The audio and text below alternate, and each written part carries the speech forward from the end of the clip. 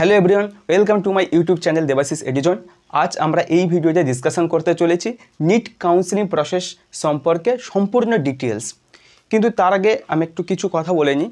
আমি আগের একটা ভিডিওতে যেখানে West Bengal cut off related আমি পোস্ট করেছিলাম, সেখানে তোমরা অনেকে কমেন্ট করেছো যে দাদা এই ডাটাগুলো তুমি কোথা থেকে কালেক্ট করো।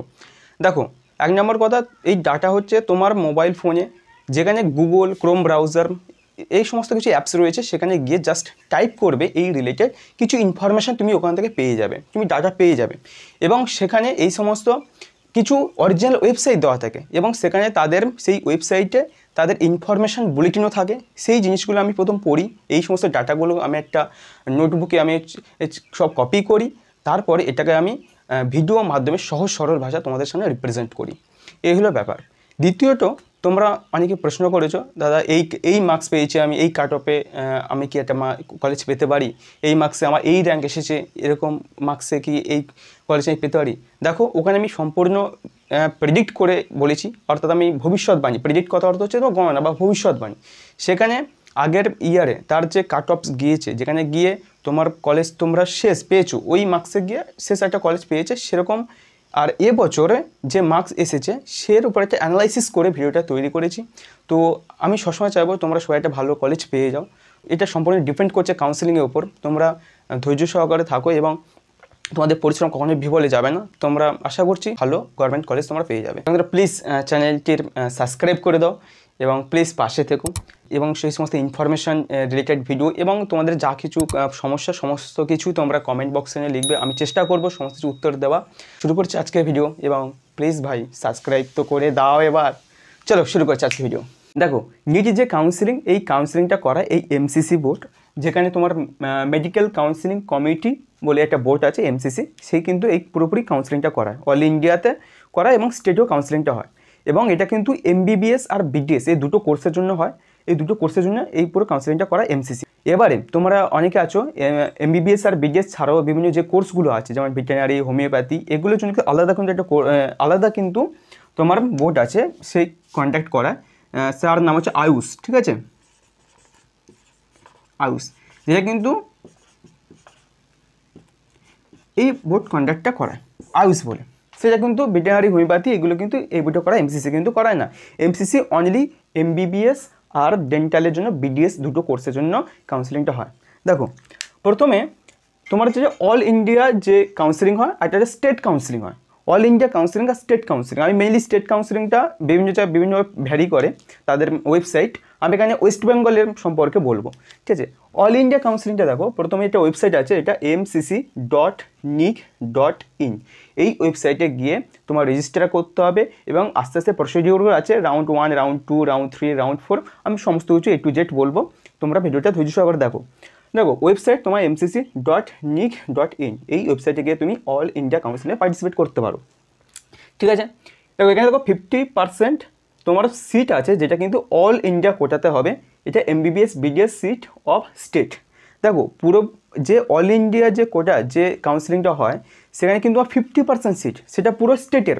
সাপোজ তুমি দেখো একটা স্টেটের যে তুমি ধরো 1000টা সিট আছে টোটাল, আমি বোঝানোর সুবিধার্থে বলছি হিসেবটা। সাপোজ ধরো 1000খানা তোমার সিট আছে টোটাল। কোথায় 1000টা সিট আছে? তোমার স্টেটে 1000টা তোমার এমবিবিএস সিট আছে। সেই 1000টা সিটের মধ্যে প্রথম কিন্তু তোমার হচ্ছে 50% তোমার 50% কিন্তু অল ইন্ডিয়া কাট অফে কিন্তু ঢুকবে। 50% মানে তোমার 150 জন এখানে কিন্তু ফিল আপ হবে। এই 150 জন 1000-এর মধ্যে 150 জন যখন ফিল আপ হয়ে যাবে, যখন এর কাউন্সিলিং হয়ে যখন এটা ভর্তি হয়ে যাবে, তাহলে বাকি রইল 1000-এর মধ্যে কতজন? তোমার 1000টা সিটের মধ্যে তোমার স্টেটের মধ্যে পড়ে রয়েছে 850টা। এই 850টা সিট যখন পড়ে থাকবে, সেইটা কিন্তু হবে এই স্টেট কাউন্সিলিং হবে, এই 850টা সিট, ঠিক আছে। তাহলে এই অল ইন্ডিয়া যে কাউন্সিলিং, এটা সবাই পার্টিসিপেট করতে পারে। অনেকে আছে যাদের স্টেটের কাট অফ রয়েছে অনেকটা হাই যায়, তখন কি করে এই অল ইন্ডিয়া কাউন্সিলিংয়ে তারা পার্টিসিপেট করে এবং তারা হচ্ছে অন্যান্য যে সমস্ত স্টেটে যাদের কাট অফ কম যায়, সেখানে গিয়ে তারা একটা সিট তারা দখল করে, ঠিক আছে। তো যে স্টেটের টোটাল 1000টা সিটের মধ্যে 50% সিট কিন্তু অল ইন্ডিয়া হিসেবে তোমার কাট অফ অল ইন্ডিয়া হিসেবে কাউন্সিলিংটা হয়। এই জন্য তোমরা দেখেছো ভারতের বিভিন্ন প্রান্তের লোক তোমরা বিভিন্ন স্টেটে গিয়ে তারা পড়াশোনা করার সুযোগ পায়। সেটা 50% কিন্তু সিট অল ইন্ডিয়া কোটার বেসিকে কাউন্সিলিংটা হবে, ঠিক আছে, ক্লিয়ার। এবার দেখো, এইমস আছে, বিএইচইউ, এমইউ, জিপমার, তারপরে জামিয়া, যে ডিমিট ইউনিভার্সিটি, হ্যাঁ, এমনকি বিএসসি নার্সিং, এই সমস্ত কিছু কিন্তু অল ইন্ডিয়া কোটা বেসিকে অল ইন্ডিয়া কাউন্সিলিং হয়। এবং দেখো এইমস, বিএইচইউ, এমই এগুলো কিন্তু সমস্ত কিছু 100%, মানে সমস্ত কিছুই কিন্তু অল ইন্ডিয়া কাউন্সিলিং হবে। এখানে কোনো স্টেট কাউন্সিলিংয়ে বসে তুমি এগুলো কিন্তু যেতে পারবে না। এই সমস্ত কলেজে, এই সমস্ত যেতে গেলে তোমাকে অল ইন্ডিয়া কাউন্সিলে পার্টিসিপেট করতে হবে, ঠিক আছে। এবার দেখো তোমার স্টেট কাউন্সিলিং, আমি মেইনলি এখানে ওয়েস্ট বেঙ্গল বলেছি, ওয়েস্ট বেঙ্গলে কিন্তু এটা স্টেট কাউন্সিলিং কিন্তু ওয়েস্ট বেঙ্গলে।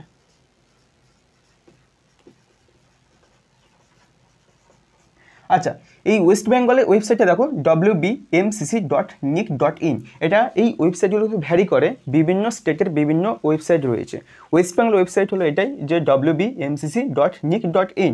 এখানে কী হয়, 85% সিট হয় স্টেট কোটাতে, মানে প্রথমে রাউন্ড 1-এ তোমার অল ইন্ডিয়া যে কাউন্সিলিংটা হবে সেখানে 50%, অর্থাৎ তোমার স্টেটের 50% কেউ যদি ঢুকে যায়, তারপরে যে বেঁচে থাকবে যে 850টা সিট, সেটা কিন্তু স্টেট কাউন্সিলিংয়ে হবে। এই হলো পুরো সিস্টেম, ঠিক আছে। আর এখানে এমবিবিএস আর বিডিএসএ কাউন্সিলিং হবে, মানে তুমি এমবিবিএস সিট তারপর বিডিএসএ চয়েস করবে। এমবিবিএস বিডিএসএ মেনলি দুটো কোর্সে এখানে কাউন্সিলিংটা করানো হয়, এমসিসি, এবং এছাড়া আদার্স যে সমস্ত মেডিকেল যে কোর্সগুলো রয়েছে সেগুলো কিন্তু করা আউস বাই CCC, ঠিক আছে। এই কন্ট্যাক্টটা করা CCC, ওকে। এবার দেখে নাও এর ফি স্ট্রাকচারটা সম্পর্কে বলছি। দেখো, এবার দেখো তুমি নিট কাউন্সিলিংয়ে বসলে, নিট কাউন্সিলিংয়ে বসতে গেলে তোমার একটা রেজিস্ট্রেশন ফিস দরকার এবং সিকিউরিটি ফিস দরকার। এবার সেই ফিসগুলো আমি বলছি। দেখো, প্রথমত যে তোমার 50% যে অল ইন্ডিয়া কোটা, যদি তোমরা অল ইন্ডিয়া কোটা যদি অল ইন্ডিয়া যে কাউন্সিলিংয়ে বসো, তার জন্য তোমরা যদি আনরিজার্ভ হয়ে থাকো, অর্থাৎ জেনারেল ক্যাটাগরি যদি হও, তার জন্য তোমার কাউন্সিলিং ফিস, মানে তোমার রেজিস্ট্রেশন তুমি করবে তার জন্য একটা কাউন্সিলিং ফিস দরকার। সেই ফিসটা কত ভাই? 1000 টাকা। এটা যারা আনরিজার্ভ, যারা জেনারেল ক্যাটাগরি, ঠিক আছে। এটা কিন্তু অল ইন্ডিয়াতে আমি বলছি, যেটা কোটাতে তারা বসবে অল ইন্ডিয়া কোটাতে। যদি হয় তুমি আনরিজার্ভ হও, তার জন্য তোমার 1000 টাকা দিতে হবে, পে করতে হবে রেজিস্ট্রেশন ফিস। এবং তুমি যদি এসসি, এসটি, ওবিসি, পিডব্লিউডি এই সমস্ত যদি তোমার রিজার্ভ যদি তোমার ক্যাটাগরি হয়, তাহলে তোমাকে 500 টাকা রেজিস্ট্রেশন ফিস দিতে হবে, ঠিক আছে। এবারে আসছি সিকিউরিটি ফিস। সিকিউরিটি ফিস কত না, যেটা 10,000 টাকা দিতে হবে তোমার, যেগুলো আনরিজার্ভ রয়েছে, যারা জেনারেল ক্যাটাগরি, আর যারা রিজার্ভ ক্যাটাগরি, যারা এসসি, এসটি, ওবিসি, তাদের জন্য দিতে হবে 500 টাকা। এটার সাথে কিন্তু যোগ, হ্যাঁ, এটা জাস্ট তুমি এই যে 1000 টাকার 500 টাকা তোমাকে দিয়ে তুমি কাউন্সিলিংয়ে জাস্ট বসতে পারবে। তুমি রেজিস্ট্রেশন করে, তুমি যেমন ওই নিটে যেমন ফর্ম ফিল আপ করতে কী করো, নিটে ফর্ম ফিল আপ করতে যেমন একটা ফিস দিতে হয়, ফিস দিয়ে তুমি নিটে ফর্ম ফিল আপ করলে, এটা তুমি যাও না যাও তোমার ব্যক্তিগত ব্যাপার, তোমার টাকাটা ইন দা ভোগাম্মা মায়ের হয়ে চলে গেল। ঠিক তেমনি এখানে এই টাকাটা কিন্তু তোমার নন রিফান্ডেবল, তোমার ফেরত আসবে না। তুমি এই টাকাটা দিয়ে জাস্ট রেজিস্ট্রেশন করলে, কাউন্সিলিংয়ে বসলে, তারপর যদি এটা সিকিউরিটি ফিস তুমি কাউন্সিলিং যদি কন্টিনিউ করো, তোমার সিকিউরিটি ফিস দিতে হয়, সেটা 10,000 আর 5,000। এটা অল ইন্ডিয়া আমি কোটা হিসেবে বলছি, অল ইন্ডিয়া কাউন্সিলিংয়ে বলছি, ঠিক আছে। এটা কিন্তু নন রিফান্ডেবল, এটা মনে রাখবে। এটা কিন্তু এই টাকাটা ফেরত হয় না, আর এই টাকাটা কিন্তু ফেরত দিয়ে দেয়। তুমি যদি কাউন্সিলিংয়ে যদি করে বেরিয়ে আসো, যদি পুরোপুরি না এগোও, তাহলে তোমার এই টাকাটা তোমার রিফান্ডেবল, তোমার অ্যাকাউন্টে ফেরত চলে যাবে, কিন্তু এই টাকাটা নন রিফান্ডেবল, ঠিক আছে। আর আছে আমি 85% তোমার স্টেট কোটা, আমি কিন্তু এখানে ওয়েস্ট বেঙ্গল নিয়ে বলছি, কারণ অনেকগুলো স্টেটে বিভিন্ন রকমের তাদের যে অ্যামাউন্টটা ভ্যারি করে। আমি এখানে মেনলি ওয়েস্ট বেঙ্গল স্টেটে বলছি, যেখানে ওয়েস্ট বেঙ্গল স্টেটে তোমার যদি তুমি আনরিজার্ভ ক্যাটাগরি হও, জেনারেল ক্যাটাগরি হও, তোমাকে কিন্তু 2000 টাকা কিন্তু কাউন্সিলিং ফিস দিতে হবে। এবং তুমি যদি এসসি, এসটি, ওবিসি বা পিডব্লিউডি হও, ঠিক আছে, হ্যান্ডিক্যাপ যদি হও, তো যদি রিজার্ভ ক্যাটাগরি তোমার থাকে, তাহলে তুমি সেখানে 1,500 টাকা দিয়ে রেজিস্ট্রেশন ফিস বা কাউন্সিলিং ফিস তোমাকে দিতে হবে, এবং তার সাথে ট্রানজ্যাকশন ফিস অ্যাড হবে কত, 10,000 প্লাস 5,000 টাকা, ঠিক আছে। এটা কিন্তু ওয়েস্ট বেঙ্গল আমি বলছি। এটা আগের বছর এই ফিসটাই ছিল, এইভাবে তো কাউন্সিলিং হয়েছিল, 2,000 টাকা 1,500 টাকা রেখেছিল। এখন পর্যন্ত নোটিফিকেশান বের হয়নি, বের হলে আমার টেলিগ্রাম চ্যানেল দেবাশিস এডুজনে আমি কুইক আপডেট ওখানে দিয়ে দিই, তো দিয়ে দিলে আমি সাথে সাথে ওখানে দিয়ে দেবো। এবং ওখানে আমি সমস্ত কিছু ম্যানুয়াল যে প্রসেস ওর পিডিএফও শেয়ার করে রেখে দিয়েছি, তোমরা চাইলে ওখান থেকে তোমরা পড়ে নিতে পারো। আমার টেলিগ্রাম চ্যানেলের নাম দেবাশিস এডুজন, আমি লিঙ্ক ডিসক্রিপশন বক্সে আর কমেন্ট সেকশনে রেখে দেবো, ঠিক আছে। তো এই হলো ফিস রেজিস্ট্রেশন আর ফি স্ট্রাকচার। আরেকটা জিনিস, সেটা ডিমড ইউনিভার্সিটি বলে ইউনিভার্সিটি হয়, সেই সমস্ত ক্ষেত্রে তোমার অল ক্যাটাগরি, এখানে কোনো রিজার্ভ ক্যাটাগরি বা আনরিজার্ভ ক্যাটাগরি কোনো ডিপেন্ড করে না, সমস্ত ক্যাটাগরি, এটা এসসি, এসটি, ওবিসি, তোমার আনরিজার্ভ, সমস্ত জেনারেল, সবাই কিন্তু 5,000 টাকা দিয়ে তোমাকে রেজিস্ট্রেশন ফিস বা তোমাকে কাউন্সিলিং ফিস কিন্তু দিতে হবে। এটা তোমার নন রিফান্ডেবল এবং এখানে 2 লাখ টাকা দিতে হবে, যেটা কিন্তু রিফান্ডেবল। এটা হচ্ছে কি ডিমড ইউনিভার্সিটি, ঠিক আছে। তো এই হলো পুরোপুরি ফি স্ট্রাকচার, আমি সেখানে বলে দিয়েছি সব কিছু। আমরা দেখে নেব যে এর প্রসেসটা কেমন হয় এবং রাউন্ড কীভাবে কাউন্সিলিংটা যায়। চলো, এই নিটের যে কাউন্সিলিংটা হয় মোটামুটি তোমার অল ইন্ডিয়া আর যে স্টেট পুরো সেম টু সেম হয়। অল ইন্ডিয়া যেভাবে কাউন্সিলিং হয় তোমার স্টেটেও সেমভাবেই কিন্তু কাউন্সিলিং প্রসেসটা হয়। প্রথমে এখানে 4টে স্টেপে হয়। প্রথম রাউন্ড 1 হয়, তারপর রাউন্ড 2, তারপর রাউন্ড 3, তারপর রাউন্ড 4। এই রাউন্ড 1, 2 আর রাউন্ড 3 এখানেই মেনলি গিয়ে শেষ হয়ে যায়। এটাকে আমরা মপ আপ রাউন্ড বলি, এটাকে বলা মপ আপ রাউন্ড, ঠিক আছে, মপ আপ রাউন্ড বলা। আর যে রাউন্ড 4 যদি সিট যদি বেঁচে থাকে, সিট যদি তোমার এই পর্যন্ত কাউন্সিলিং হওয়ার পরেও যদি সিট যদি তোমার বেঁচে থাকে তাহলে কিন্তু রাউন্ড 4-এ যাবে। এটাকে স্ট্রে ভ্যাকান্সি রাউন্ড বলা হয়, স্ট্রে ভ্যাকান্সি বলা হয়, ঠিক আছে।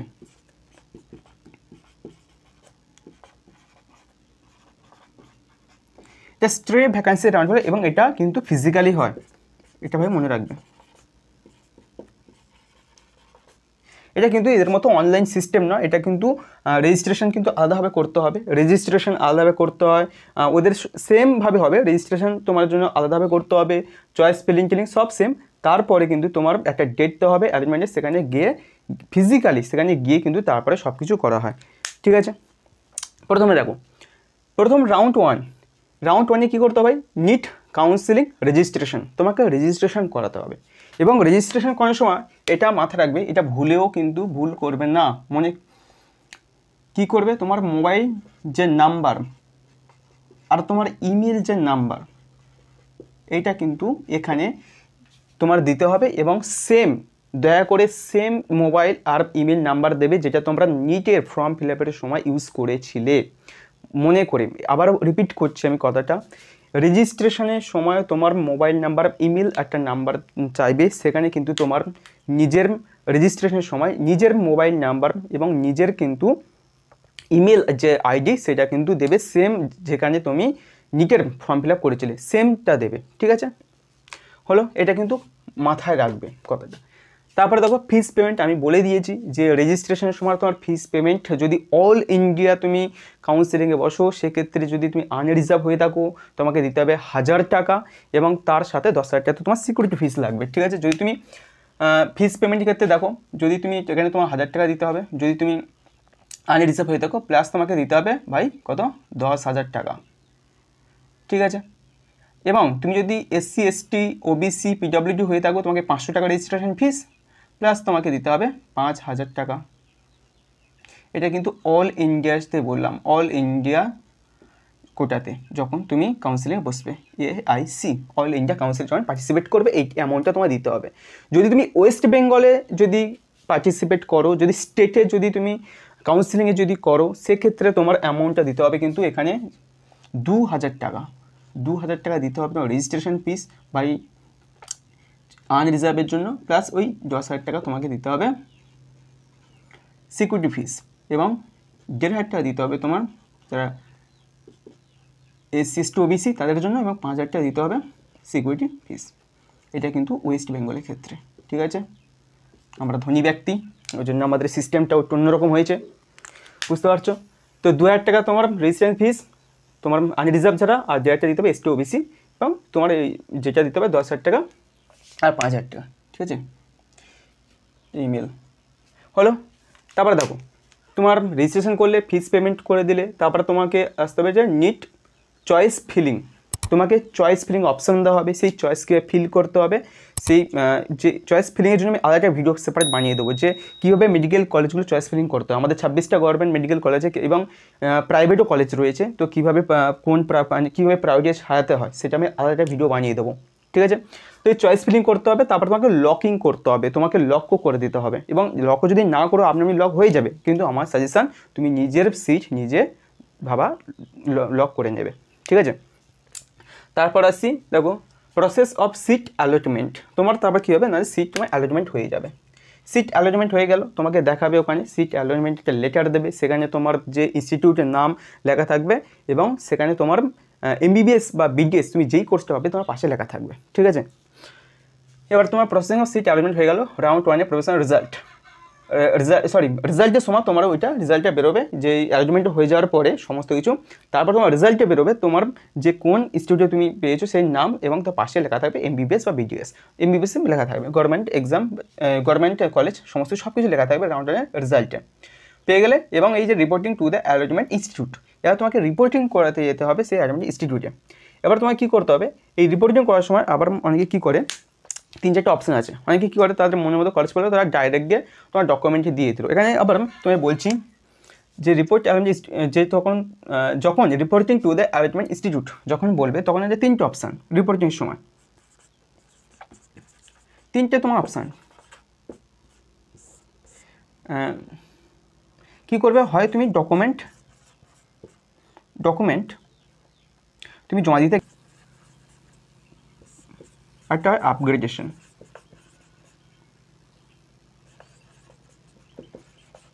তাই না? তোমার রিপোর্টিং অ্যাডমিনিস্ট্রেশন পেয়ে গেলে তুমি কী করলে, ডকুমেন্ট হয়তো জমা দিতে গেলে না, ঠিক আছে, তুমি সেকেন্ড রাউন্ডের জন্য প্রশ্ন করবে, এরকম অনেকে করে যারা গেলো না। কিন্তু যখন সেকেন্ড রাউন্ডে তুমি কিছু যদি না জমা দিতে যাও বা যদি সেকেন্ড রাউন্ডে অপেক্ষা করো মনের মতো কলেজ পেলে না, তখন তোমাকে কিন্তু এখানে রাউন্ড 2তে আবার করার জন্য অ্যাপ্লাই করার জন্য তোমাকে আবার কিন্তু ফিস পেমেন্টটা করতে হবে। কত টাকা আছে, এই যে রেজিস্ট্রেশন ফিস তোমার এই 2000 টাকা 1500 টাকা, এই যে রেজিস্ট্রেশন ফিসটা তোমাকে আবার কিন্তু করতে হবে যদি তুমি ডকুমেন্ট যদি না অ্যালটমেন্ট হয়ে গেলে যদি তুমি না যাও। তাহলে অনেকে আছে এখানে কোনো অ্যালটমেন্ট হয় না বা এখানে কোনো তার আসে না, তাহলে সে আপনি রাউন্ড 2তে অ্যাপ্লাই করার জন্য অপশান চলে আসবে, সে রাউন্ড 2তে চলে যাবে, তাকে কোনো ফিস পেমেন্ট করতে হবে না, ঠিক আছে, তাকে কোনো এক্সট্রা ফিস পেমেন্ট করতে হবে, সে রাউন্ড 2তে আপনি চলে যাবে। আবার অনেকে আছে যারা কি করে, এটা আমার সাজেশন হিসাবে এটাই করা সবচেয়ে বেস্ট। যদি তুমি অ্যালটমেন্ট হয়ে যাও, যদি তোমার কলেজ পেয়ে যায়, যদি তোমার মনের মতো না হয়, তাহলে কি করবে, তুমি ডকুমেন্টটা ওখানে জমা দিয়ে আসবে সেই কলেজে, এবং সেটা কিন্তু অরিজিনাল দিয়ে আসবে না, বলে আসবে আমি আপগ্রেডেশন বা ভালো কলেজ পাওয়ার জন্য আমি আবার অ্যাপ্লাই করব। সুতরাং সেই ডকুমেন্ট যা চাইবে এবং ডকুমেন্টে বলে দেবো কী কী ডকুমেন্ট সব কিছু একটু বলে দেবো, সেই ডকুমেন্ট তুমি দিয়ে আসবে এবং অরিজিনাল দেবে না কোনোটা, তার একটা টাইম দেওয়া হবে, সেই টাইমের মধ্যে তুমি দিয়ে আসবে। দিয়ে তুমি পুরো সিটটা তুমি বুক করে রেখে দিলে, তোমার সিটটা কিন্তু বুক হয়ে গেল, তোমার কিন্তু এখানে কিন্তু তোমার সিট পুরো সিকিউর হয়ে গেল, তোমার সিট কিন্তু বুক, ঠিক আছে, সিট বুকিং হয়ে গেল। তারপরে তুমি কী করবে, আপগ্রেডেশনে অ্যাপ্লাই করে দেবে। এবারে আপগ্রেডেশনে অ্যাপ্লাই করে দিলে তোমার যে সিটটা তুমি পাবে, তারপরে তুমি ওই কলেজ থেকে তুমি ওই কলেজে ট্রান্সফার কলেজে অ্যাডমিশন নিয়ে যেতে পারবে, কোনো অসুবিধা হবে না। আমার সাজেশন অনুযায়ী তুমি ডকুমেন্ট ভেরিফিকেশন ওখানে দিয়ে আসার পর তুমি আপগ্রেডেশন করো। যদি তোমার মনে হয় আমার মনের মতো কলেজ পাইনি, রাউন্ড 2তে বসবো, তবে তুমি আপগ্রেডেশন করে তুমি রাউন্ড 2তে বসতে পারো, ঠিক আছে, এই হলো প্রসেস। আচ্ছা, রাউন্ড 2তে কি সেমভাবে তুমি যদি তোমার রাউন্ড 1-এ যদি তোমার নাম যদি না আসে, তাহলে তুমি আপনি তোমার কোনো কিছু করতে হবে না, এক্সট্রা টাকা দিতে হবে, তুমি আপনি রাউন্ড 2তে চলে যাবে। সেখানে তোমার তুমি ডাইরেক্ট চলে আসবে ফের চয়েস ফিলিং লকিংয়ে, তারপরে তোমার ফের ওখানে সিট অ্যালটমেন্ট হবে, তোমার রেজাল্ট বেরোবে, সেখানে যদি তুমি স্টুডেন্ট না পাও তুমি ওইভাবে সেমভাবে তুমি ভর্তি হতে পারবে, ঠিক আছে, অ্যাডমিশন নিয়ে নিতে পারবে। এবং রাউন্ড 2-এর পরে চলে আসবে তোমার রাউন্ড 1-এর পর চলে যাবে রাউন্ড 2, রাউন্ড 2-র পর চলে যাবে তোমার রাউন্ড 3-তে আসবে, যেটাকে আমরা অ্যাকচুয়ালি মপ আপ রাউন্ড বলি। এখানেই মেনলি যাদের গভর্নমেন্ট এক্সাম হওয়ার কথা এখানেই ম্যাক্সিমাম হয়ে যায়। এরপরে কিন্তু এই যে স্ট্রে ভ্যাকান্সি যে রাউন্ড 4 বলি আমরা, যেটা ফিজিক্যালি হয়, সেখানে কিন্তু খুব একটা বেশি চান্স থাকে না এবং খুব কম সীমিত সিট থাকে, খুব চান্স থাকে না বললেই পারো, কারণ মপ আপ রাউন্ডে ম্যাক্সিমাম সব হয়ে যায়। যদি সিট যদি এক্সট্রা বেঁচে থাকে তাহলে তুমি এই স্ট্রে ভ্যাকান্সি রাউন্ডে অ্যাপ্লাই করতে পারবে, ঠিক আছে। এখানে সেম তোমার রেজিস্ট্রেশন, যদি তুমি এখানে যদি পেয়ে যাও তাহলে তো খুবই ভালো, সেম প্রসেস, তুমি ডকুমেন্ট ভেরিফিকেশন করালে, সিট বুক করলে করে আপগ্রেডেশন করালে, এবার আপগ্রেডেশন নাও যদি করো তোমার সিট বুকিং করালে তোমার হয়ে যাবে, ঠিক আছে। আর হ্যাঁ, আরেকটা কথা, অনেকে যদি মনে করে যে আমি এই পর্যন্ত রাউন্ড 1-এ করেছি আমি বেরিয়ে যাবো, আমি কোনো কাউন্সিলিং করাবো না, সে ফ্রি এক্সিস্ট, সে বেরিয়ে যেতে পারে, কোনো অসুবিধা নেই। তার জন্য কিন্তু তার টাকাটা যে এই যে টাকাটা যে সিকিউরিটি যে ফিসটা 10,000 5,000 সেটা পুরোপুরি তাকে কিন্তু কী করা হবে, তাকে রিফান্ডেবল করে দেওয়া হবে তার অ্যাকাউন্টে, ঠিক আছে। এবার তুমি যদি সিট অ্যালটমেন্ট হলে বাবা, সিট তোমার অ্যালটমেন্ট হয়ে গেল, তুমি বেরিয়ে গেলে, তোমার কিন্তু টাকাটা রিফান্ডেবল হবে না। তুমি সেকেন্ড রাউন্ডে যদি সিট অ্যালটমেন্ট হয়ে যদি সেকেন্ড রাউন্ডে গিয়ে তুমি বেরিয়ে যাও, তাও কিন্তু তোমার কিন্তু টাকাটা রিফান্ডেবল হবে না। তুমি যদি এমনি যদি বেরিয়ে যাও তাহলে তোমার এটা রিফান্ডেবল হয়ে যাবে, টাকাটা পেয়ে যাবে তুমি, ঠিক আছে। তো রাউন্ড 1 হয়ে গেল, রাউন্ড 2 হলো, রাউন্ড 3 সেটাকে আমরা মপ আপ রাউন্ড বলছি। তোমার এই সেম কন্ডিশন, যদি তুমি এখানে যদি অ্যালটমেন্ট যদি না হও তুমি আপনি চলে আসবে রাউন্ড 3-তে। এবং তুমি যদি মনে করো যে আমি আপগ্রেডেশন করাবো, তাহলে তুমি আপগ্রেডেশন করিয়ে ফের রাউন্ড 3-তে আসতে পারো। তো এখানে ফের রেজিস্ট্রেশন পেমেন্ট আছে, হ্যাঁ ওইগুলো কিছু তোমাকে করতে হবে না। রাউন্ড 3 চয়েস ফিলিং, ফের লকিং করতে হবে, ফের অ্যালটমেন্ট, তারপর তোমার রেজাল্ট দিয়ে দেবে, তারপরে আবার ইনস্টিটিউট নাম দিলে সেখানকে তুমি ডকুমেন্ট ভেরিফিকেশন করতে যাবে। এই পুরো প্রসেস এবং এই যে প্রসেসগুলো তোমার আপনি তোমার শো করবে যখন রেজিস্ট্রেশন ওয়েবসাইটে গিয়ে রেজিস্ট্রেশন করবে, আপনি তোমাকে দেখাবে যে তোমাকে রাউন্ড 2 জন্য অ্যাপ্লাই করতে বলবে। তারপরে তুমি যদি পেয়ে যাও তাহলে অ্যাডমিট তো দেখাই দিল, সব কিছু তুমি দেখতে পাবে, সেখানে গিয়ে তুমি ভেরিফিকেশন করাতে পারো। এবং এটা অল ইন্ডিয়া এবং স্টেট কাউন্সিলে কিন্তু প্যারালালিভাবে হয়। কীরকম? অল ইন্ডিয়াতে সাপোজ অল ইন্ডিয়া কী হয়, অল ইন্ডিয়াতে রাউন্ড 1 হচ্ছে, প্রথমে অল ইন্ডিয়া কাউন্সিলিংটা হবে, সেখানে রাউন্ড 1-এ হবে 50% ওদের হবে। 50% যখন পুরো বুক হয়ে যাবে সিট, যে বেঁচে যাবে সিটে, তখন চলে আসবে তোমার স্টেটে তখন রাউন্ড 1 হবে স্টেটে, ঠিক আছে? তোমার স্টেটে তখন রাউন্ড 1টা হবে। এইভাবে মোটামুটি প্রসেসিংটা হয়। এবং আমি আবার দেখিয়ে দিচ্ছি। তো নিট কাউন্সিলিং প্রসেস সম্পর্কে আমি আগেও বলেছি, আমি এখনও বলছি যে প্রথমত তোমার ফার্স্ট যেটা করতে হবে, স্টেপ 1, তোমাকে নিট রেজিস্ট্রেশন করাতে হবে। নিট রেজিস্ট্রেশন করানোর জন্য কী করতে হবে না, যে ফার্স্ট তোমাকে মোবাইল নাম্বার আর ইমেল একটা আইডি দিতে হবে, যেটা কিন্তু তোমরা নিট যে ফর্ম ফিল আপের সময় যেই মোবাইল নাম্বার আর যেই তোমরা ইমেলটা দিয়েছিলো সেম, এখানে কিন্তু সেম দিতে হবে, সেম মোবাইল নাম্বার অ্যান্ড তোমাকে দিতে হবে সেম জিমেল বা ইমেল যাই বলো না কেন ওই আইডিটা, ঠিক আছে? তাহলে নিট রেজিস্ট্রেশন করার সময় ওইটা কিন্তু ম্যান্ডেটরি, এটা কিন্তু ভুল করবে না, ঠিক আছে? তারপরে পেমেন্ট অফ ফিস আমি বলে দিয়েছি যে পেমেন্ট ফিস কি না, যদি অল ইন্ডিয়া কাউন্সিলিং তুমি করাতে যাও, সেখানে যদি আনরিজার্ভ হয়ে থাকো, তাহলে তোমাকে কিন্তু এখানে পেমেন্ট করতে হবে 1000 টাকা। এবং যদি তুমি রিজার্ভেশন করাতে থাকো, তাহলে তোমাকে 500 টাকা পেমেন্ট করতে হবে, সাথে তোমার ট্রানজ্যাকশন ফিস যেটা তোমাকে লাগছে 10,000 টাকা দিতে হবে। এর সাথে এখানে তোমাকে দিতে হবে 5,000 টাকা। যারা এসসি এসটি ওবিসি, এটা কিন্তু অল ইন্ডিয়া যখন কাউন্সিলিংয়ে বসবো। যদি আমরা স্টেট কাউন্সিলিংয়ে বসি, সেক্ষেত্রে তোমাকে 2,000 টাকা, সাথে যারা এসটি এসসি ওবিসি তাদের জন্য 1,500 টাকা, প্লাস তোমাকে দিতে হবে 10,000 টাকা। এবং যারা এসটি এসসি ওবিসি তাদের জন্য দিতে হবে 5,000 টাকা সিকিউরিটি ফিস। এটা কিন্তু ওয়েস্ট বেঙ্গলের জন্য, ঠিক আছে? এগুলো পুরোপুরি system. Choice filling and locking, তোমাকে চয়েস ফিল করতে হবে, তারপর তোমাকে কী করতে হবে, সেগুলোকে আবার লক করে দিতে হবে। তারপরে আসছি সিট অ্যালটমেন্ট, তোমাকে সিট অ্যালটমেন্ট একটা নোটিশ দেবে, সেই সিট তোমার যদি অ্যালটমেন্ট হয়ে যায়, তাহলে তুমি reporting to the allotted MBBS ও বিডিএস, তোমার যে রিপোর্টেড যেখানে তোমার সিট অ্যালটমেন্ট লেটারে তোমার লেখা থাকবে ইনস্টিটিউটের নাম, তার পাশে তোমার কোর্স লেখা থাকবে, সমস্ত কিছু লেখা থাকবে, তুমি সেখানে গিয়ে সেখানে তোমার ডকুমেন্ট ভেরিফিকেশন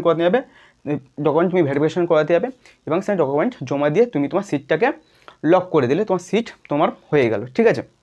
তারপরে এরপরে এই নিট কাউন্সিল প্রসেসের পরে তোমাকে ভ্যাকান্ট সিট আর পাবলিশ, এই পুরোপুরি প্রসেস সাপোজ রাউন্ড 1 হয়ে যাওয়ার পরে যে সিটটা যে বেঁচে থাকবে সেইটা আবার পাবলিশ করে দেওয়া হয়, রাউন্ড 2-তে চলে যায়। এখানে একটা কথা বলে রাখি যে অল ইন্ডিয়া যে কাউন্সিলিংটা হয় আর যে স্টেট যে কাউন্সিলিংটা পুরো প্যারালালি বরাবর, মানে এখানে যদি রাউন্ড 1 প্রথমে রাউন্ড 1 হবে অল ইন্ডিয়া কাউন্সিলিংয়ে, রাউন্ড 1 কাউন্সিলিং হয়ে যাওয়ার পর যেই সিটগুলো বেঁচে থাকবে সেগুলো চলে যাবে তোমার স্টেট কাউন্সিলিংয়ে। এখানেও কিন্তু সেই স্টেট কাউন্সিলিংয়ে বেঁচে থাকা সিটগুলো মানে এখানে 50% হয়, ঠিক আছে? রাউন্ড 1 অল ইন্ডিয়া কাউন্সিলিং হয়ে স্টেট কাউন্সিলিং 85% হয়, আমি সব আগে বলে দিয়েছি। তো এখানে তোমার রাউন্ড 1ও হবে, হ্যাঁ। রাউন্ড 1 এখানে হয়ে যাওয়ার পর আবার এখানে হবে রাউন্ড 2, সেটা কিন্তু অল ইন্ডিয়া কাউন্সিলিংয়ে, ঠিক আছে? এখানে কিন্তু ফের রাউন্ড 2 হবে, রাউন্ড 2 হয়ে যাওয়ার পর আবার কিন্তু এখানে হবে রাউন্ড 2, সেটা স্টেট কাউন্সিলিংয়ে। তখন এই অল ইন্ডিয়া কাউন্সিলিং হয়ে যাওয়ার পর আবার সে পাবলিশ করে দেবে ভ্যাকান্টের যে সমস্ত সিটগুলো, সেগুলো আবার রাউন্ড 2-তে স্টেট কাউন্সিলিং হবে। স্টেট কাউন্সিল হয়ে যাওয়ার পর আবার হবে অল ইন্ডিয়াতে, সেটা কিন্তু হবে রাউন্ড 3, যেটা আমরা মপ আপ রাউন্ড বলি। তারপরে সেমভাবে এখানে সিট মানে হয়ে গেলে, বুক হয়ে গেলে, তারপরে আবার পাবলিশ করে দেয়, তারপর হয় রাউন্ড 3, সেটা কিন্তু স্টেট কাউন্সিলিংয়ে। এইভাবে চলতে থাকে রাউন্ড 1, রাউন্ড 2, রাউন্ড 3, তারপরে কিন্তু সবার শেষে আসে রাউন্ড 4, যেটাকে আমরা ভ্যাকান্ট তোমার ভ্যাকান্ট রাউন্ড বলে থাকি, যেটা কিন্তু খুব রিস্ক, মানে সেটা ফিজিক্যালি হয়ে থাকে। এবং সিট যদি মপ আপ রাউন্ডে পর্যন্ত গিয়ে যদি এক্সট্রা থাকে, তাহলে কিন্তু এই রাউন্ড 4-এ গিয়ে তোমার কাউন্সিলিং হবে। তো এবার আমরা দেখে নেব যে কোন কোন ডকুমেন্টগুলো নিট কাউন্সিলিং প্রসেসের পর তোমার সিট অ্যালটমেন্টের পর কোন কোন ডকুমেন্ট তোমার ভেরিফিকেশনে ডকুমেন্ট জমা দেওয়ার সময় লাগে, এটা খুবই ইম্পর্টেন্ট। তোমরা নিট কাউন্সিলিং করালে এবং তোমাদের সিট অ্যালটমেন্ট হয়ে গেল, তোমরা কলেজ একটা পেয়ে গেলে, গভর্নমেন্ট কলেজ, ঠিক আছে। তারপরে তোমার ওখানে গিয়ে তোমার যে সমস্ত ডকুমেন্টগুলো সেটা ভেরিফিকেশন করাতে হয়। তোমরা সেখানে কী করো, আনন্দে আত্মহারা হয়ে গিয়ে সমস্ত কিছু ভুল করে বসো। তাই দয়া করে এই ভিডিওটি এবং এই ডকুমেন্টগুলো দেখে নাও এবং এই ডকুমেন্টগুলো আগে থেকে সব কিছু রেডি করে নিয়ে রেখে দেবে এবং ঠিক সময় নিয়ে চলে যাবে। দেখো, প্রথম কথা, নিট অ্যাডমিট কার্ড। তোমরা নিটের যে অ্যাডমিট কার্ডটা তোমাদের নিশ্চয়ই আছে এবং যাদের কাছে নেই কোনো ভয় পাওয়ার কোনো কারণ নেই, কারণ ওই যে ওয়েবসাইটে আবার ওখানে নিট অ্যাডমিট কার্ড ডাউনলোড 2025 বলে লেখা রয়েছে, ওখানে ডাউনলোড তোমার অপশন পেয়ে যাবে। এবং যদি নাও পাও, আমার টেলিগ্রাম চ্যানেলে লিঙ্ক দেওয়া রয়েছে, তোমাদের ডাইরেক্টলি অ্যাডমিট কার্ড ডাউনলোড করে নিতে পারবে, ঠিক আছে। আসি নিট স্কোর কার্ড আর র্যাঙ্ক কার্ড। এবার করে যে রেজাল্টটা তোমরা বেরিয়েছে, যে র্যাঙ্ক কার্ডটা, সেটাই তোমাদের ওই স্কোর কার্ড আর র্যাঙ্ক কার্ড, ওটা তো লাগবেই, ঠিক আছে। তারপর তোমাদের তাহলে তোমার নিট অ্যাডমিট কার্ড হয়ে গেল, নিট স্কোর কার্ড হয়ে গেল। হ্যাঁ, ক্লাস 10 মার্কশিট আর সার্টিফিকেট। তোমার ক্লাস 10-এর যে মার্কশিটও লাগবে এবং তোমার সার্টিফিকেট দেওয়া আছে, সেই সার্টিফিকেটও তোমার লাগবে, ঠিক আছে। এবং তারপরে সেই ক্লাস 12-এর মার্কশিট আর সার্টিফিকেট। ক্লাস 12-এও সেম, ওখানে মার্কশিট লাগবে এবং সার্টিফিকেট লাগবে, ঠিক আছে। আচ্ছা, আইডি প্রুফে তুমি আধার কার্ড নিয়ে যেতে পারো, প্যান কার্ড নিয়ে যেতে পারো, তোমার পাসপোর্ট নিয়ে যেতে পারো, ড্রাইভিং লাইসেন্স, তোমার যে কোনো একটা নিয়ে গেলেই হবে আইডি প্রুফ হিসাবে, ঠিক আছে। আচ্ছা, একটা পাসপোর্ট সাইজে তোমার ফটো লাগবে, সেখানে কিন্তু 8খানা লাগবে, 8টা পাসপোর্ট সাইজের ফটো। এবং আমার সাজেশন 2-3টে এক্সট্রাও রেখে দেবে, টোটাল 10-12টা বের করে নেবে, ওখানে 8টা মতো লাগে, ঠিক আছে। 8টা পাসপোর্ট সাইজ ফটোগ্রাফ। আচ্ছা, অ্যালটমেন্ট লেটার। তুমি যে কাউন্সিলিংটা করালে, কাউন্সিলিং করানোর পর তোমার যে সিট যে অ্যালটমেন্ট হলো, এই কলেজ ইনস্টিটিউটে তোমার নাম লেখা থাকবে এবং পাশে MBBS বা BDS যে তুমি কাউন্সিলিং করালে যা লেখা থাকবে, সেই যে অ্যালটমেন্ট লেটার সেটা কিন্তু তোমাকে প্রিন্ট আউট করে নিতে হবে, তো ওটাও সাথে রাখতে হবে। তো অ্যালটমেন্ট লেটার হয়ে গেল। আসি কাস্ট সার্টিফিকেট। তুমি যদি রিজার্ভেশন ক্যাটাগরি যদি হয়ে থাকো, তুমি SC ST OBC বা PWD যদি রিজার্ভেশন ক্যাটাগরি হয়ে থাকো, তো সেখানে তুমি কাস্ট সার্টিফিকেট অ্যাপ্লাই করবে, ঠিক আছে। আচ্ছা, PWD সার্টিফিকেট। তুমি যদি হ্যান্ডিক্যাপ হয়ে থাকো, তাহলে সেম তোমাকে এখানে PWD সার্টিফিকেট তুমি অ্যাপ্লাই করবে। আচ্ছা, ডোমিসাইল সার্টিফিকেট। এটা দেখো, এটা কিন্তু যারা স্টেট কোটা যারা কাউন্সিলিং করাবে তাদের প্রয়োজন, all India cut off Athens domicile certificate প্রয়োজন পড়ে না। ডোমিসাইল সার্টিফিকেটটা কি না, যে যারা রেসিডেন্টাল, মানে এখানে আবার তিন রকম টাইপের হয় এই সার্টিফিকেটটা। একটা প্রোফর্মা A1, এটা proforma A2, proforma B. Proforma A1 কীরকম, যারা 10 বছর ধরে এই স্টেটে আছে এবং এখানেই ক্লাস 10, 11, 12 তারা সমস্ত কিছু এই স্টেটে তারা এক্সাম দিয়ে পাস করেছে, তারা কিন্তু প্রোফর্মা A1টা নেবে, ঠিক আছে। প্রোফর্মা A2 কারা, এখানেও সেম, এখানে তারা 10 বছর ধরে আছে, এখানে 10 বছর ধরে তারা রেসিডেন্টাল রয়েছে, কিন্তু এই বছর অর্থাৎ 2025-এই তারা কিন্তু এই যে 25-এই, হ্যাঁ, ফার্স্ট তারা অ্যাটেম্পটে যারা চান্স পেয়েছে, অর্থাৎ 2025-এ যারা HS পাস করেছে, তারা কিন্তু এই প্রোফর্মা A2টা নেবে, ঠিক আছে। আর প্রোফর্মা বি কি না, যারা 10 বছরের মধ্যে হয়তো 5-6 বছর এখানে আছে বা কোনো কারণে বাইরের স্টেটে ছিল, এই স্টেটে এসছে, 10 বছরের ছিল না, এরকম হতে পারে, অথবা 10 বছর ছিল না আর এমনও হতে পারে যে অন্য স্টেট থেকে সে পাস করেছে, পাস আউট আছে, তো তাদের জন্য প্রোফর্মা বি। বোঝাতে পারলাম। তো ডোমিসাইল যে সার্টিফিকেট প্রোফর্মা A1, যারা 10 বছর ধরে এখানে রয়েছে, প্লাস এখানেই তারা ক্লাস 10, 11, 12 তারা পাস করেছে, তার জন্য প্রোফর্মা A1, প্রোফর্মা A2 10 বছরে আছে অথচ এই বছরেই পাস করেছে HS, তাদের জন্য প্রোফর্মা A2। আর প্রোফর্মা বি হলো যারা 10 বছরের মধ্যে মানে স্টেটে বসবাস করছে না, রেসিডেন্ট না, অন্য স্টেটে ছিল, এখানে এসছে, এখানে পরীক্ষা দিয়েছে এবং তাদের HS বা ক্লাস 10ও অন্য স্টেট থেকে পাস আউট, তাদের জন্য প্রোফর্মা বি। কোথা থেকে পাবে? তোমরা পাবে যদি তুমি গ্রামে হও, তাহলে তো গ্রামে, এখান থেকে পঞ্চায়েত থেকে তোমার দিয়ে দেবে। যদি পৌরসভায় যদি হও, শহরে হও, এবং সিটিতেই থাকো, তাহলে তুমি পৌরসভা অনেক গিয়ে ডোমিসাইল সার্টিফিকেট বলে ওরা তোমাকে দিয়ে দেবে এবং এটা ইমেলে দিয়ে দেয়, ঠিক আছে। ডোমিসাইল সার্টিফিকেট এখানে হয়ে গেল। এবার আসি গ্যাপ সার্টিফিকেট। দেখো, এখানে সবাই ভয় পায়, গ্যাপ সার্টিফিকেট বিশাল কিছু ব্যাপার, ওরকম কিছু নয়। গ্যাপ সার্টিফিকেট অতটা ইম্পর্টেন্ট নয়। তুমি কলেজে গিয়ে সমস্ত ডকুমেন্ট দিলে ওখানে গ্যাপ যদি নাও থাকে, তোমার ডকুমেন্ট ভেরিফিকেশন হয়ে যাবে। কারণ ওখানে প্রিন্সিপালকে গিয়ে তুমি অ্যাপ্লাই করলে যে কোনটা গ্যাপ সার্টিফিকেট আমার দরকার, এবং গ্যাপ সার্টিফিকেট কারা অ্যাপ্লাই করবে? যারা 1 2 3টে ড্রপ দিয়ে ফেলেছে, ঠিক আছে, যখন ইনস্টিটিউটে ভর্তি হয়নি তাদের গ্যাপ সার্টিফিকেট লাগে। তার জন্য কি করতে হবে? তোমার ওই কলেজে, এই কলেজে তুমি গেলে তোমার গ্যাপ সার্টিফিকেট না লাগলেও চলবে, এবং যদি তোমার মনে হয় খুব আর্জেন্ট, তাহলে তোমার যে স্কুল ছিল সেই স্কুলে গিয়ে তুমি প্রিন্সিপালকে বলবেন যে আমার একটা গ্যাপ সার্টিফিকেট দরকার, তারাকে অ্যাপ্লাই করলে তারা গ্যাপ সার্টিফিকেট দিয়ে দেবে, ঠিক আছে। আচ্ছা, অ্যাসিড ট্রান্সফার সার্টিফিকেট বা মাইগ্রেশন, যদি তুমি কোনো কলেজে কেউ অ্যাডমিশন নিয়ে নিয়েছে, তার সাথে সে ক্র্যাক করে দিয়েছে নিট, তো সেক্ষেত্রে সেই কলেজে গিয়ে তোমার একটা ট্রান্সফার সার্টিফিকেট এবং মাইগ্রেশন একই ব্যাপার, সেই সার্টিফিকেটটা তোমাকে তুলে আনতে হবে, ঠিক আছে। যদি তুমি অন্য কোনো ইনস্টিটিউটে কলেজে পড়াশোনা করো, কোনো ভর্তি হয়ে থাকো, তাহলে সেক্ষেত্রে সেই কলেজের থেকে তোমাকে মাইগ্রেশন ট্রান্সফার সার্টিফিকেট নিয়ে আসতে হবে, ঠিক আছে। আচ্ছা, এই কাজটা বলে দিলাম। আচ্ছা, বন্ড অ্যাফিডেন্ট, এই জায়গাটা ভেরি ভেরি ইম্পর্ট্যান্ট ভাই। অনেকে না বন্ড এফিডেভিটটা নিয়ে যায় না, ভুলে যায়। তোমাকে বন্ড এফিডেভিটটা নিয়ে যেতেই হবে, এটা মাস্ট। এবং কোথায় পাবে? তোমার কাছাকাছি যে কোনো একটা কোর্টে যাও, কোর্ট থেকে তুমি এই বন্ড এফিডেভিটটা বের করে নাও, খুব বেশি হলে 200 থেকে 250 টাকার মধ্যে হয়ে যাবে। এই ডকুমেন্টটা খুব ইম্পর্টেন্ট, এটা তোমাকে মাস্ট লাগবে, ঠিক আছে, নাহলে তুমি ওখানে অ্যাডমিশন হতেই পারবে না। বন্ড এফিডেভিট লাগবেই, এটা মাস্ট, মনে রেখো, এটা লাগবেই। এই গ্যাপ সার্টিফিকেট এগুলো তেমনটা লাগে না, বললে ওরা বলে পরে জমা দিয়ে দিও, কিন্তু এই বন্ড এফিডেভিটটা তোমাকে মাস্ট লাগবে। এবং তুমি কোর্ট থেকে, যে কোনো কোর্ট থেকে তুমি যাবে, 200 থেকে 250 টাকার মধ্যে তোমার কিন্তু বন্ড এফিডেভিট করে দেবে, ঠিক আছে। এবার আমি ক্যারেক্টার সার্টিফিকেট, এটাও মোটামুটি পেয়ে যাবে তুমি। তো টোটাল এই 14খানা ডকুমেন্ট তোমার লাগছে তোমার ভেরিফিকেশান করতে, এবং এটা সবাই যত্ন সহকারে আগে থেকে গুছিয়ে তোমরা যেদিন তোমাদের ডেট পড়বে, যেদিন তোমাদের অ্যাডমিশন নিতে বলবে, সেদিন ওখানে রেজাল্টে সব কিছু বলে দেবে, তোমরা গিয়ে অ্যাডমিশনটা এবং তোমাদের সিটটা তোমরা নিজেদের সিট নিজেরা বুকিং করে নিও, ঠিক আছে। এই হলো সম্পূর্ণ প্রসেস, আমি সব কিছু বলে দিয়েছি। এরপরেও যদি তোমাদের কোনো ডাউট বা কোনো কিছু জিজ্ঞাসা থাকে, তো আমার কমেন্ট সেকশান অবশ্যই তোমরা প্রশ্ন করবে, আমি চেষ্টা করব সমস্ত প্রশ্নের উত্তর দেওয়া। তো এখানেই ভিডিওটি শেষ হলো। থ্যাংক ইউ সো মাচ, এবং প্লিজ এবারে অন্তত সাবস্ক্রাইবটা করে দাও, প্লিজ।